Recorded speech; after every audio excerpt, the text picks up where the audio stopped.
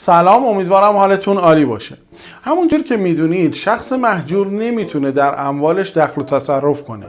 یعنی نمیتونه مالی رو بخره یا بفروشه یا سندی رو انتقال بده و اگر این کارها رو کرده باشه بعد از اثبات مهجوریتش تمام این نقل و انتقالات و در واقع معاملات باطله. اما اگر این شخص مهجور که هنوز مهجوریتش اثبات نشده و حکمی صادر نشده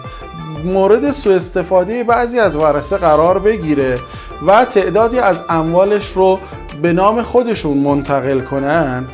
و بعد فوت کنه و بعد از فوتش بقیه ورثه این موضوع رو بفهمن، میتونن دادخواست اثبات مهجوریت اون شخص متوفا رو بدن و دادگاه در این موضوع رسیدگی میکنه و وارد میشه و از تمام جوانب در واقع بررسی میکنه. شهادت شهود اینجا یکی از مدارک هست،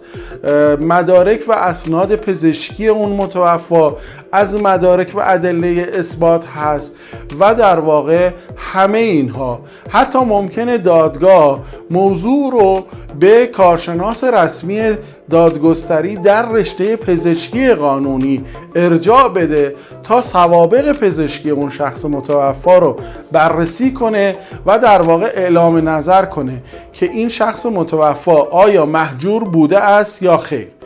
و اگر مهجور بوده تاریخ شروع مهجوریتش از چه تاریخی بوده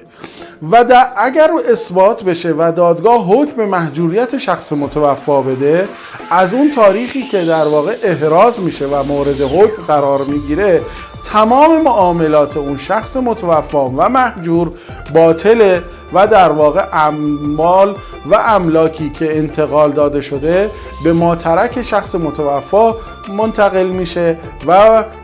طبق قانون ارث باید تقسیم بشه. من این موضوع رو داشتم و در یک پرونده‌ای که از سال 90 تا کنون داره همینجور ادامه پیدا میکنه و تحت بررسیه و در واقع داره رسیدگی میشه باهاش سر کله میزنم و در واقع درگیرم.